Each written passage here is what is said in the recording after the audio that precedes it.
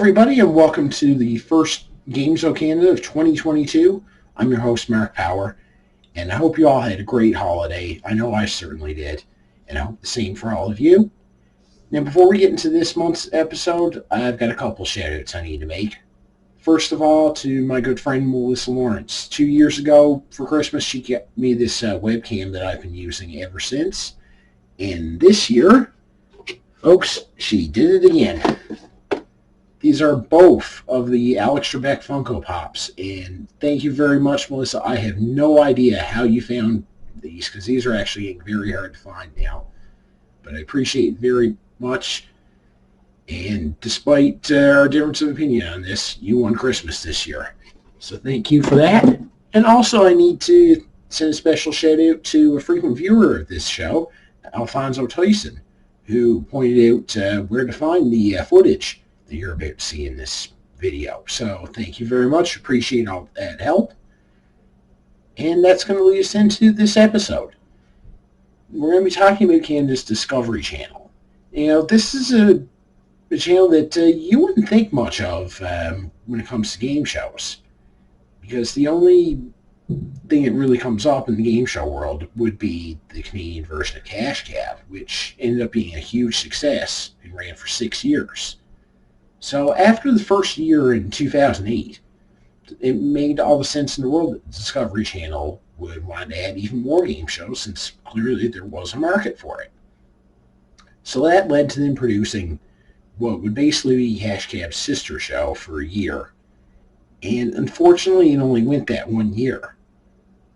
But had the host been different and some circumstances, then this could have been a long-running show.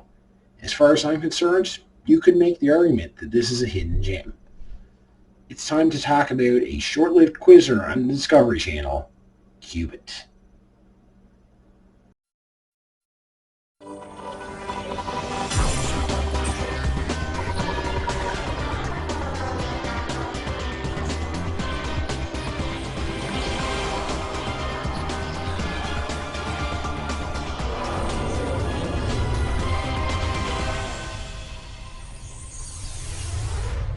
Qubit, the game that tests your knowledge and your nerve, where only the strongest will survive to face off against the Cube, the ultimate opponent, and a chance to win $10,000.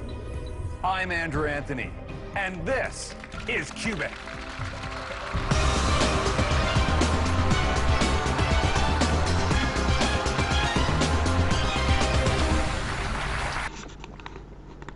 Qubit was a quiz show that premiered on Canada's Discovery Channel, debuting on April 4th of 2009 and running until January 2nd of the following year.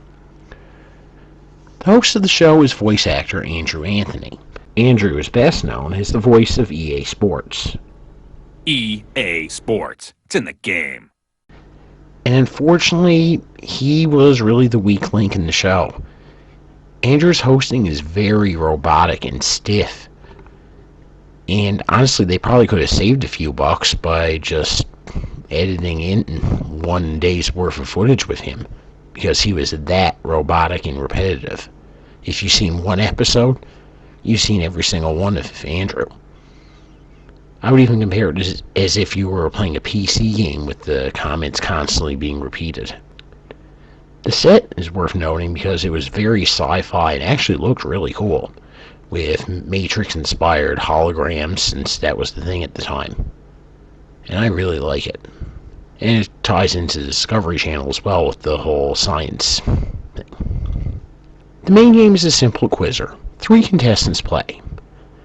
The cube displays a total of 6 categories, each one containing 4 questions worth 250, 500, 750, and 1,000 points. To begin the game, the cube chooses a category at random, and the 250-point question is played. A correct answer adds the points and wins control. A wrong answer deducts the points, and scores can go into the negatives. When a player is in control, they can choose either another question from the same category, or they can choose to cube it, at which point the cube will randomly select a different category. However, there is the risk that the cube could choose the same category again, and whatever the cube chooses, the contestant is stuck with. Now, to keep this from getting too repetitive, a couple of the squares on the board feature wild sides, which consist of a mini-game where the player in control has a chance to get some bonus points.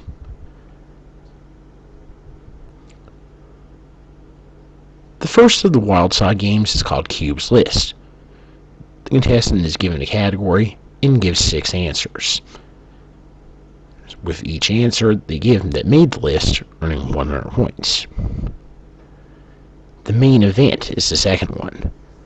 The contestant is given one main event in history and the year in which it happened. Then a series of new events are listed off.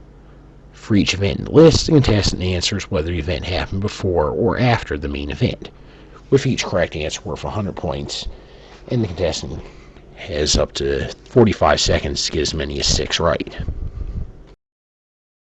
Fact or fiction is next.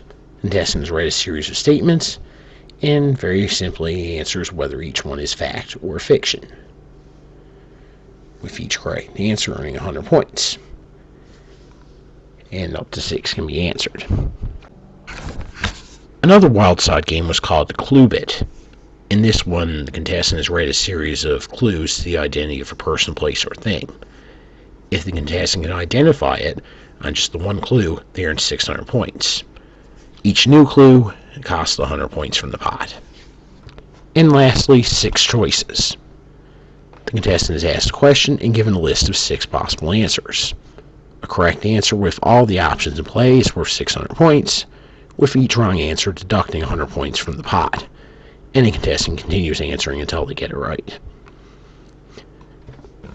There were actually several of these mini-games over the course of the one season, so props to the producers for always being creative. The round continues until all 24 questions have been played, or until time runs out. The 2 highest scoring contestants move on to round 2. So this round, it stems a little bit from Jeopardy, but it has the wild sides kind of like the daily doubles in Jeopardy to keep it from getting too boring.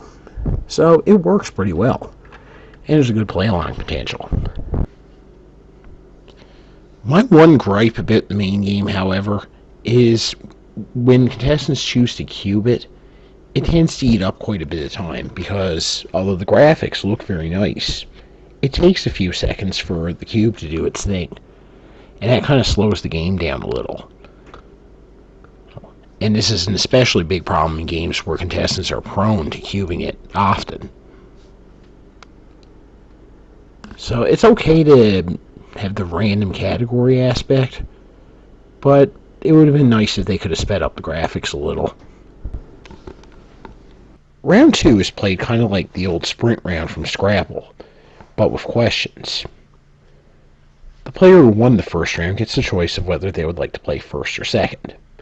Whoever is playing second goes off stage into isolation while the first player plays. The process works as follows.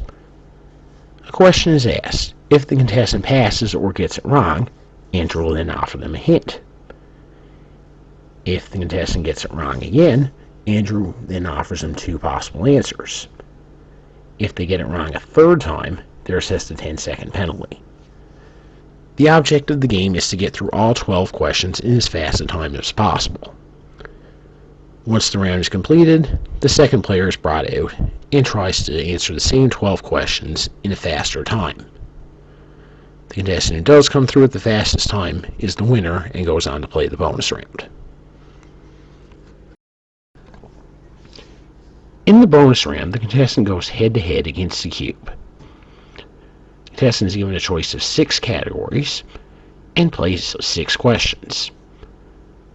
The contestant is also given a money ladder containing $7 amounts, ranging from $250 to $10,000.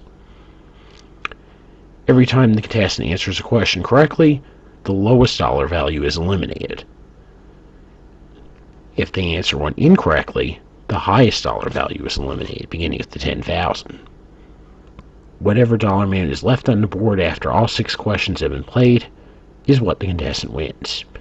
So very simply, answering all 6 out of 6 correctly wins the grand prize of $10,000, and the contestant has cracked the cube.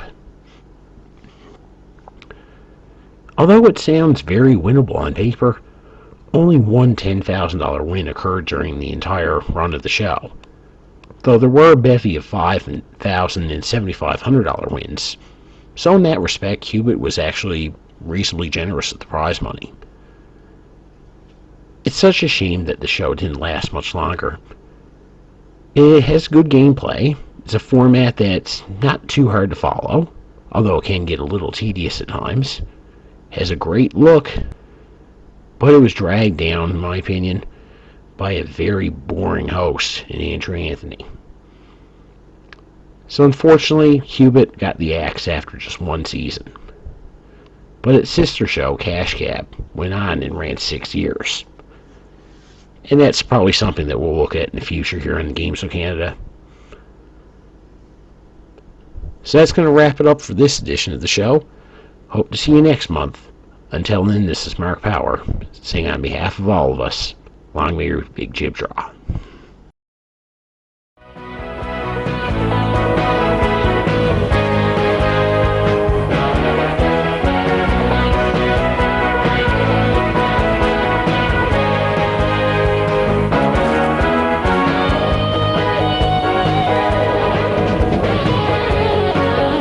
Become a Patreon backer at www.patreon.com/GameShowGumbo, or check out our website at www.gameshowgarbage.com. This has been an Impressive production.